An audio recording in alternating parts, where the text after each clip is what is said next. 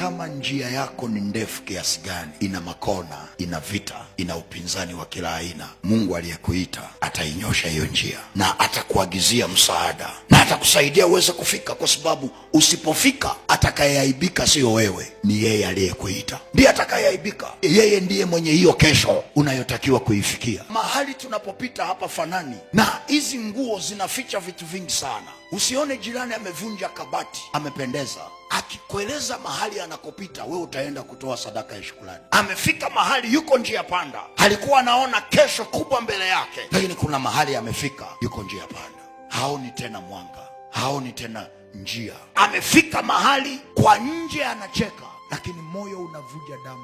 Outside you are smiling but inside you are bleeding. Ulikuwa unaona kesho kubwa mbele na uliwaambia watu kwamba mimi sio huyu mnayeniona, mimi sio huyu mnayeniona. Kuna mahali Mungu ananipeleka, kuna kitu naona mbele yangu, kuna biashara kubwa naona mbele yangu, kuna nafasi kubwa. Ulikuwa unawaambia watu. Kwa nini? Mungu anafunua mwisho kabla ya mwanzo, na kuna watu Mungu ameshakuonyesha kesho yako, ameshakuonyesha hatima yako, lakini cheki mahali unapita leo. Umefika mahali kila kitu kimekufa, huoni njia tena, huoni mwanga, na umefika mahali unasema, hivi kweli Mungu yalikuwa ni mawazo yangu au ulikuwa ni wewe? Ni mawazo yangu, ni akili yangu au ni wewe? My dear, nimetumwa kukwambia hayakuwa mawazo yako, alikuwa ni Mungu anakusemesha, alikuwa ni Mungu anakuonyesha. Hata kama huoni njia, Mungu amenituma kukwambia bado anakuwazia mema. Haijalishi mahali umestart, yeye atakusaidia, kwa sababu mbeba maono huwa hafi